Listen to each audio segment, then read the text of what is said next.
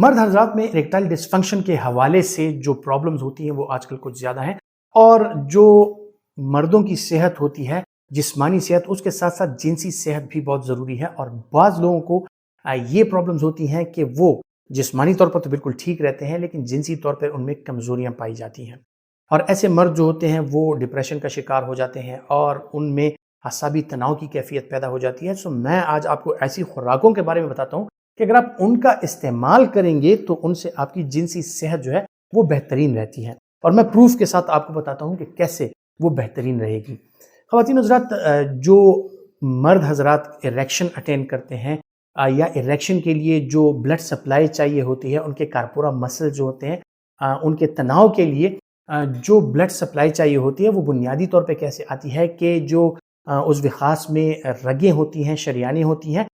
وہ کھل جاتی ہیں، اور ان کے کھلنے سے وہاں پہ بلڈ سپلائی زیادہ ہو جاتی ہے، اور اس کے ساتھ تناؤ کی کیفیت آ جاتی ہے۔ اب ان کے کھلنے کا یا ڈائلیٹ ہونے کا جو عمل ہے وہ کس چیز کے انفلوئنس کے انڈر ہے؟ وہ ہے under the influence of nitric oxide, کیونکہ ان شریانوں کی لائننگ پہ جو سیلز لگے ہوئے ہوتے ہیں، ان سے نائٹرک آکسائڈ جب ریلیز ہوتا ہے، یہی نائٹرک آکسائڈ ان بلڈ ویسلز کے جو والز ہیں، یعنی ان شریانوں کی جو والز ہیں، وہاں پر جا کے ان کو ریلیکس کرتی ہیں، اور اس طرح سے یہ شریانیں کھل جاتی ہیں، ان میں بلڈ سپلائی زیادہ ہو جاتی ہے۔ اب کون سی ایسی خوراکیں ہیں جن کو استعمال کرنے سے نائٹرک آکسائڈ کی مقدار بڑھتی ہے؟ اس حوالے سے اگر بات کریں، سب سے اچھی چیز جو ہے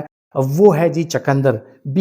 بیٹ کا استعمال جب بھی کریں وہ نائٹرک آکسائڈ کی پروڈکشن کو بڑھاتا ہے۔ بیٹ کے ساتھ ساتھ انار یعنی پومیگرینیٹ کا اگر استعمال کیا جائے تو اس میں ایسے کنسٹیچوئنٹس پائے جاتے ہیں کہ جن سے نائٹرک آکسائڈ کی مقدار بڑھتی ہے، اور ان چیزوں کا استعمال کرتے ہوئے جو ہے تو آپ کی صحت بھی اچھی رہتی ہے، کیونکہ ان کے ساتھ خون بننے کا عمل، اور آپ کو مختلف قسم کے بی کمپلیکسز، مختلف قسم کے منرلز بھی مل رہے ہوتے ہیں، اور ساتھ ہی ساتھ میں اگر آپ اریکٹائل ڈسفنکشن کا شکار ہیں تو اس میں بھی آپ کو نائٹرک آکسائڈ بڑھنے کی وجہ سے فوائد حاصل ہو سکتے ہیں۔ اسی طرح ان کو چھوڑ کے اگر اور چیزوں کا ذکر کیا جائے تو ان میں جو ڈرائی فروٹس ہیں، خصوصاً پستہ، اس کے ساتھ بادام، اخروٹ، یہ ساری ایسی چیزیں ہیں کہ اگر آپ ان کا استعمال کریں تو ان کے ساتھ بھی جو نائٹرک آکسائڈ کا لیول ہے آپ کی باڈی میں وہ بڑھتا ہے، اور نائٹرک آکسائڈ کے لیول کے بڑھنے کے ساتھ ساتھ جو اریکٹائل ڈسفنکشن کے پرابلمز ہیں وہ حل ہو سکتے ہیں، کیونکہ بنیادی میکینزم ہی اسی نائٹرک آکسائڈ کی ریلیز پر بیس کرتا ہے۔ اگر نائٹرک آکسائڈ کی مقدار بڑھ جائے تو آپ کو جو اریکٹائل ڈسفنکشن کے پرابلمز ہیں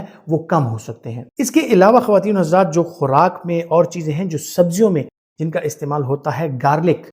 یعنی اس پہ بہت سی ویڈیوز موجود ہیں کہ گارلک جو ہے وہ مردانہ صحت کے لیے بہت اچھی ہے، اور اس کا بنیادی اس کی وجہ یہی ہے کہ گارلک کا جو لوگ استعمال کرتے ہیں ان میں نائٹرک آکسائڈ کی پروڈکشن زیادہ ہوتی ہے۔ سیم اسی طرح کی چیز جو ہے وہ پیاز میں بھی ہے، کیونکہ پیاز کا استعمال بھی کریں تو پیاز میں ایسے کنسٹیچوئنٹس پائے جاتے ہیں، اپنی خوراک میں اگر آپ اس کا استعمال کریں کہ اس کے ساتھ نائٹرک آکسائڈ کی پروڈکشن بھی بڑھتی ہے، اور آپ کے جو بلڈ ویسلز ہیں، آپ کی جو شریانیں ہیں، ان کی انٹیگریٹی برقرار رہتی ہے، اور ان میں ویئر اینڈ ٹیئر یعنی جوڑ توڑ کا جو عمل ہے وہ کم ہو جاتا ہے، اور آپ کی شریانیں لمبے عرصے تک محفوظ بھی رہتی ہیں اور اچھی بھی رہتی ہیں۔ پھر آتے ہیں خواتین و حضرات